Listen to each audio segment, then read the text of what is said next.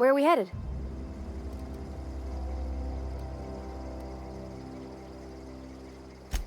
That's on account of how I never met her.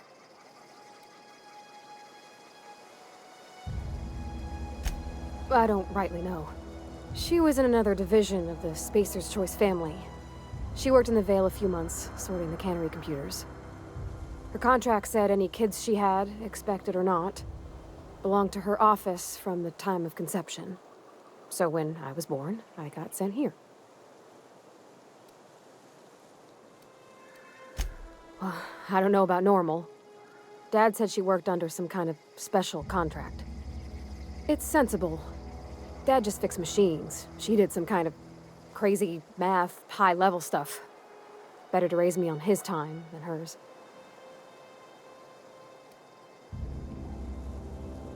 You mean about the mission being too clean?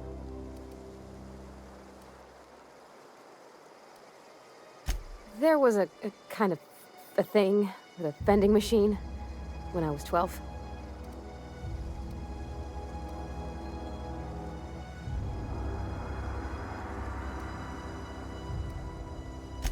Sure, but folks got long memories around here.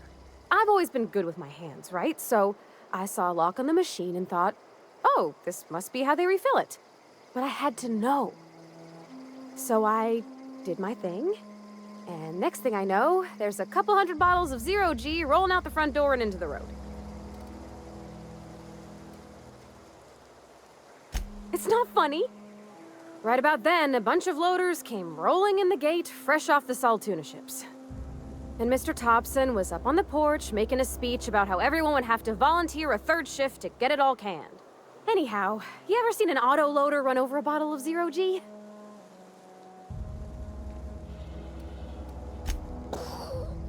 Exploded all over Mr. Thompson. One bottle after another as the loaders went by. I was just shy of working age, so Dad had to pay all the damages.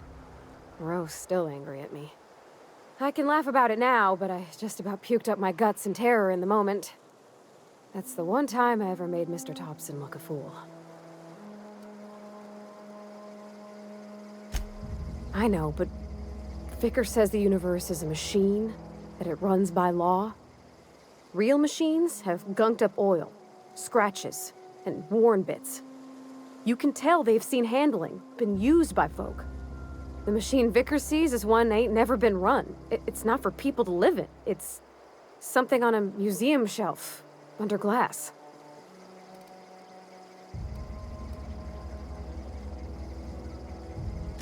Fixing the universe is a job for somebody way better than the likes of me.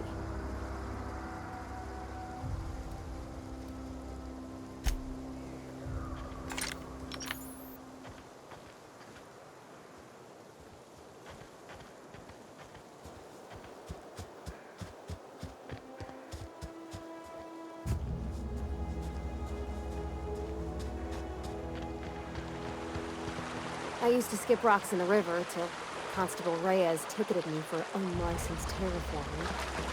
I bet she was jealous. She don't know how to skip rocks her own self. Got it? Inside voices.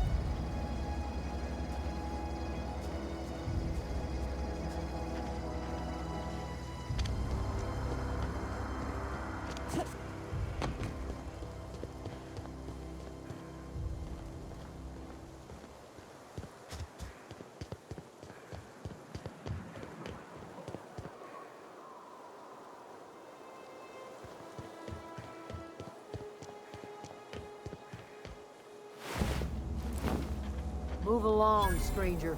We don't want any trouble.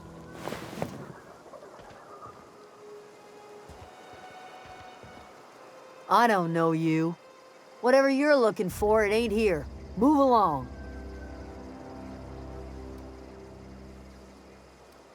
Answers, huh? You must be one of those philosophicals.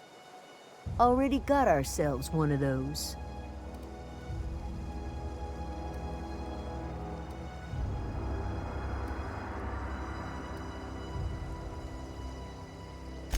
Yeah, that's us. And you can tell Thompson we're doing just fine by ourselves. If you're gonna start wandering around my camp, know that I got my sights on you. Over in the hothouse, tending crop. Enough with the questions. No offense, but I've got a lot on my mind.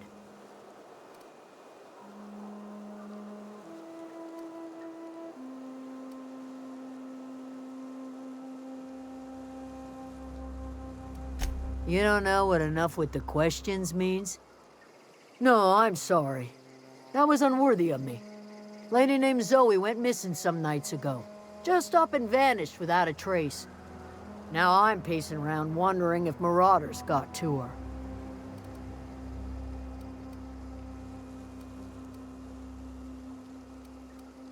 It's not like Zoe to go wandering. Figured she might be out scavenging, but that ain't exactly her talent. Can't imagine where she's gone. Vale's a wide place. She could be anywhere.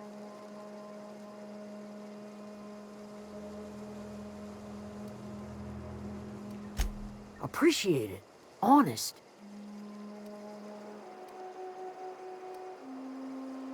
I'll tell you what I can. Vex me. If she told anybody, they ain't telling me. I'd check her room, but I got yelled at for snooping once already.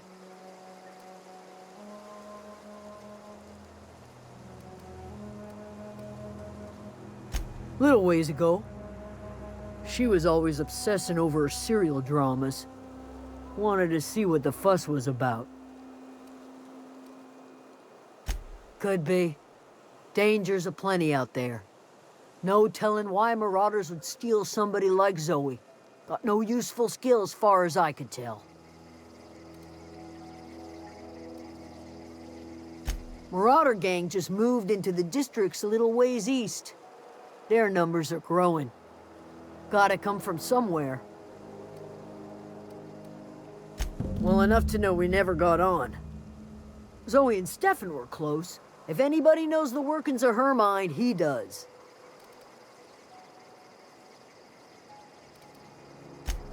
She was lazy and thoughtless, but she's still one of our own.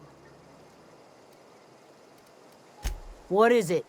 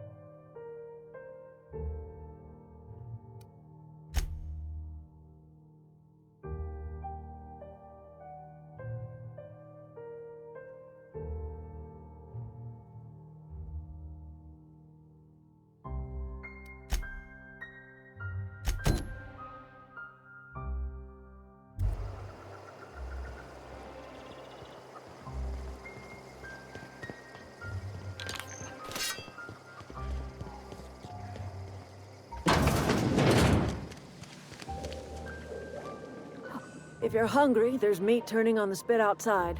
If you're bearing illness, find a place to lay your head down and I'll fetch you a poultice. Whatever your troubles with Edgewater, leave them at the gates and be welcomed here. Any questions, dear? I have been called that, among other things. Green Thumb, grandmother, the strange old lady who keeps flowers. But yes, Adelaide will do just fine. Excuse me, Miss McDevitt? Sorry, it's just... You got such pretty trees in here. Why, thank you. You're Robert's girl, aren't you? I remember when you were but a sprout. Thomas speaks of you often. Are you staying long? You should try some of my tobaccorn tea. I brew it in an old spittoon, but it's been cleaned.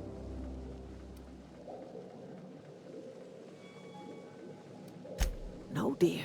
The garden belongs to us all. Life is the gift of the universe, and the universe yields its bounty equally, absent of prejudice.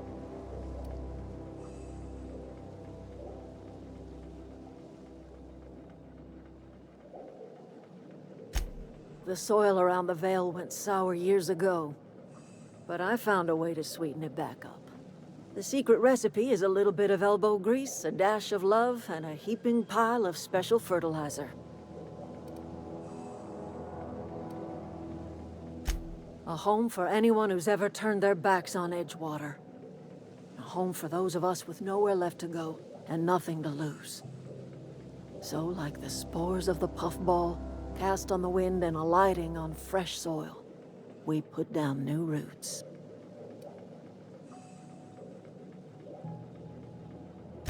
It is an unpleasant story, dear. But the short of it is that sometimes one wakes up and realizes the place that was once her home for much of her life has changed. The home in which we spent our lives has left us behind, and so we must move on. And that is as much as I will say on the subject. Reed Thompson, you here on behalf of that cold-eyed reptile? Let's hear it. What's Reed's idea of peace, then?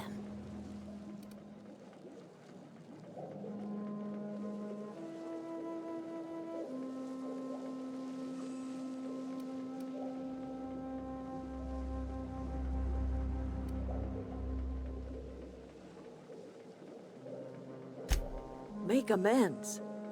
Spare me. Only thing Reed knows how to make is a mess. Like everything else that comes out of Edgewater, that peace offering is canned. I and my own are living just fine out here by ourselves.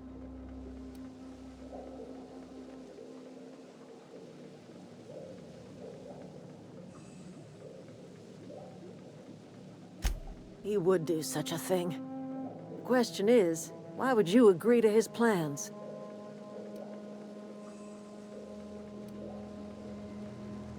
Cannery's got a regulator. You want ship parts, you ought to rip them out of the cannery's guts and leave us be. If you're going down to the plant, you should divert power away from Edgewater and toward our end of the grid. Think about it. You'd be liberating an entire town from a lifetime of service to that odious cannery. Seems the sort of thing a hero would do.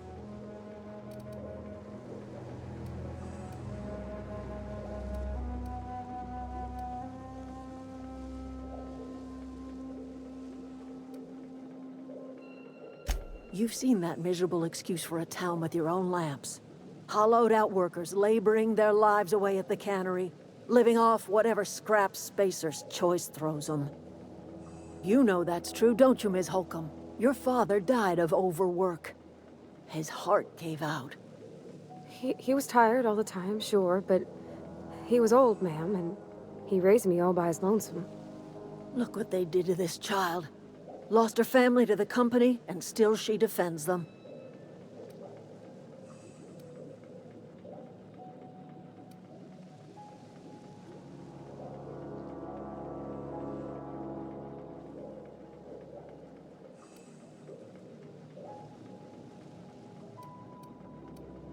Life in Edgewater grinds to a halt. The cannery shuts down, workers desert in droves, and our own little camp grows and thrives.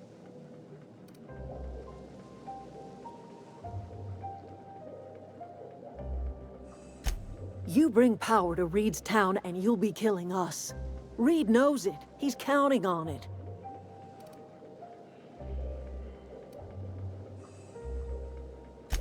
I trust you will listen to your conscience.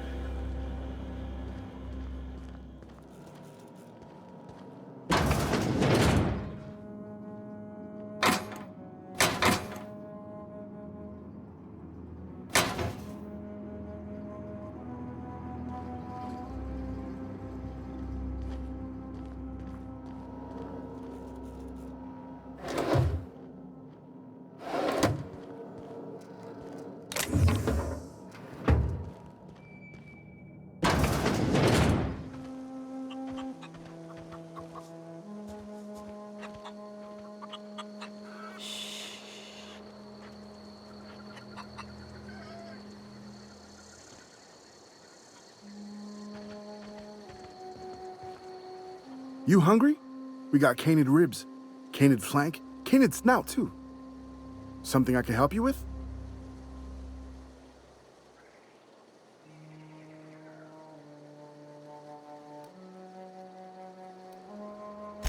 Fresh off the limb, and that includes canid meat.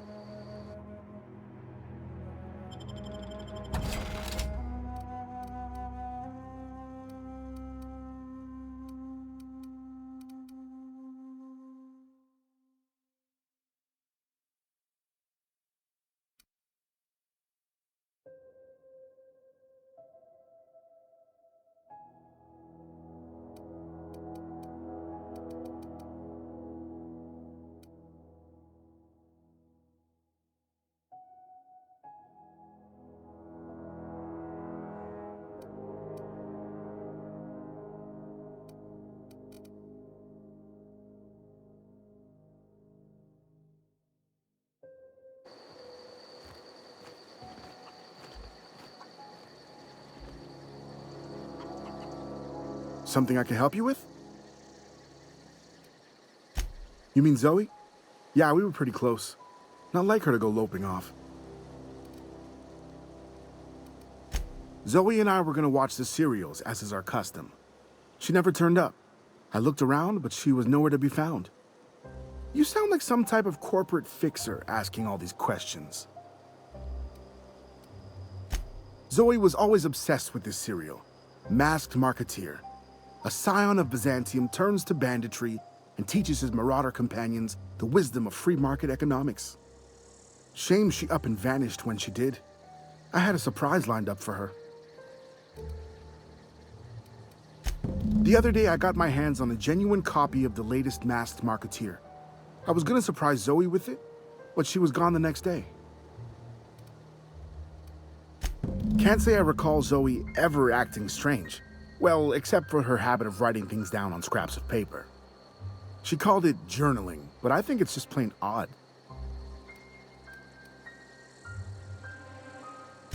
Hey, I got time. I'll help if I can.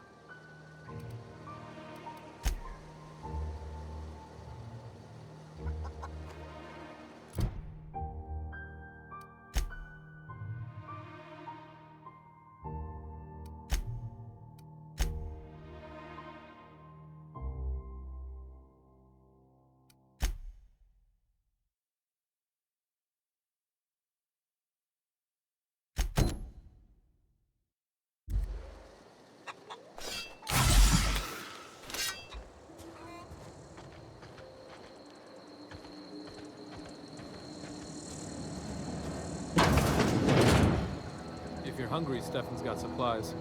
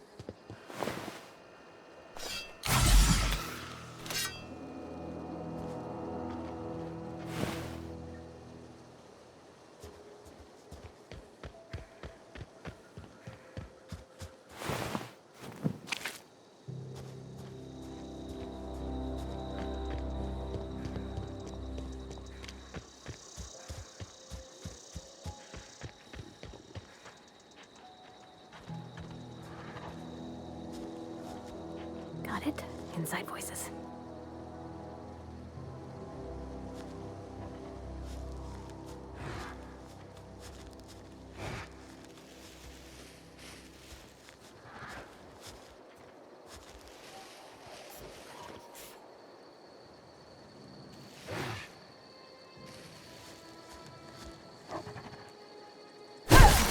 Here we go!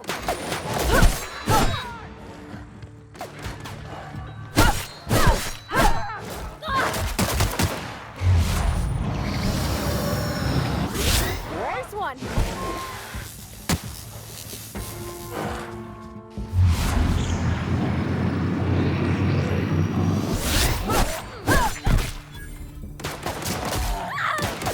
That's the last of them!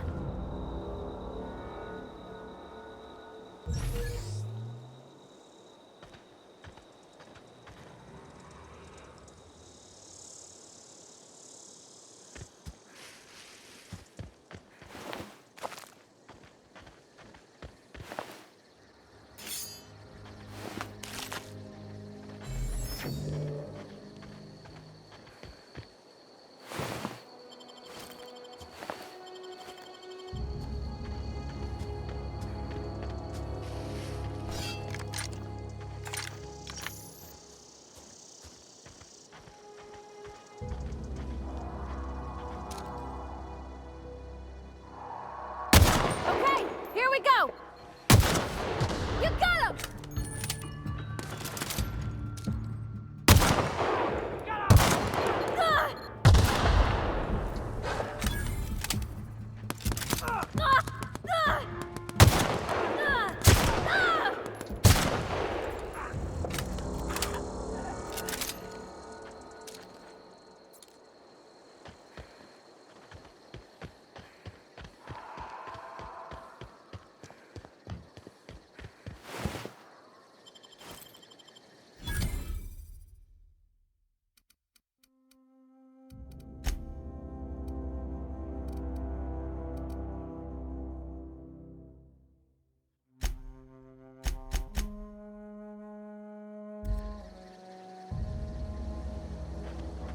I don't know anybody who ever came out this far.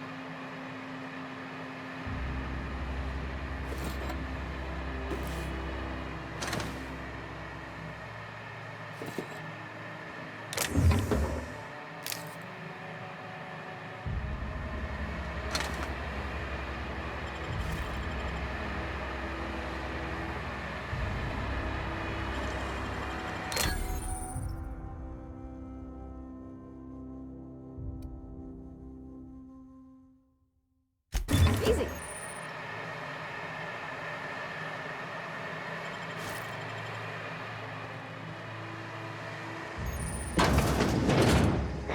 That had to hurt. Who goes?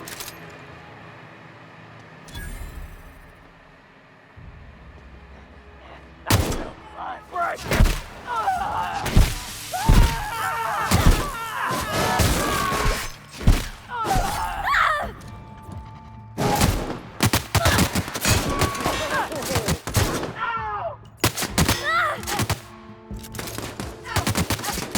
That had to hurt.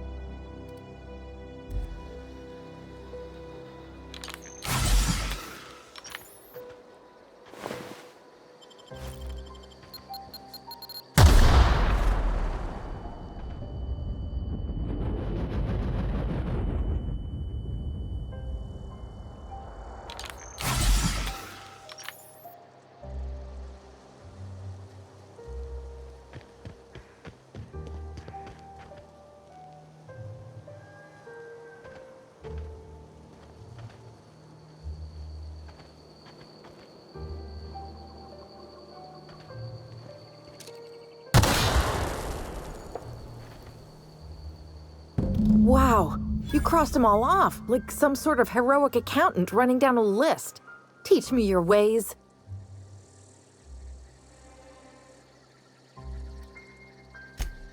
What?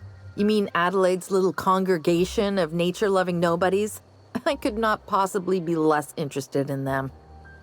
You, on the other hand, you were a sight to behold. If I had half your skills, I'd be the greatest outlaw the coast has ever seen.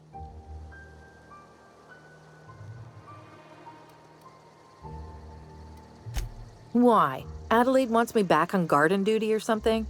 Thanks, but I'm not going anywhere. This is where I belong.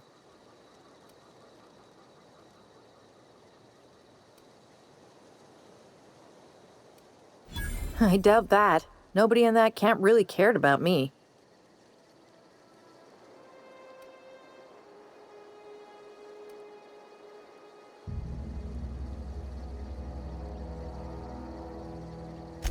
Wait, you're telling me he's got a copy of the Masked Marketeer?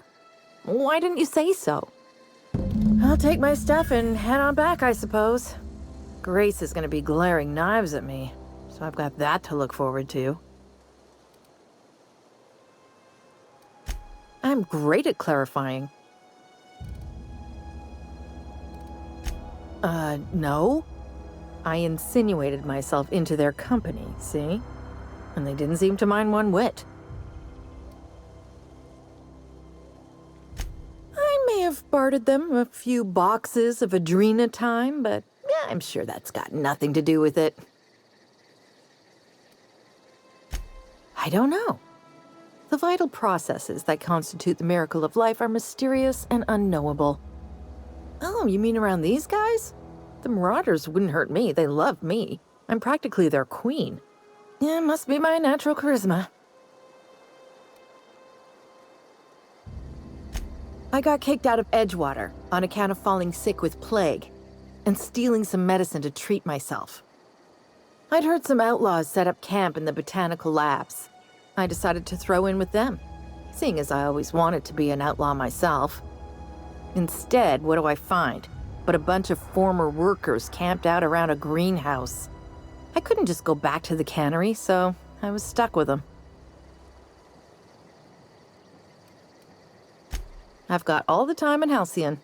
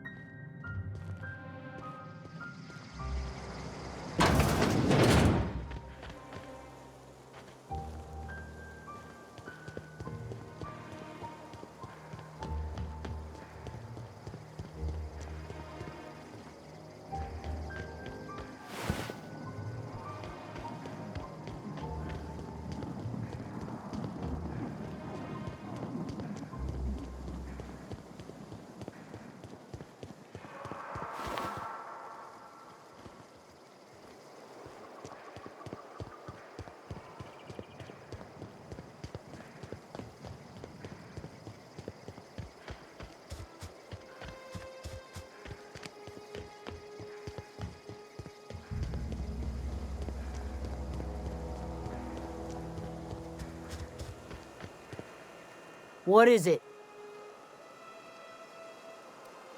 We didn't always get along, but I'm glad to know she's safe. What happened, anyway?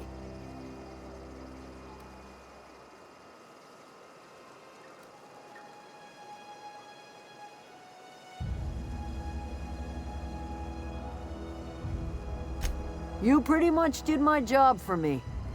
Least I could do is pay you for your trouble.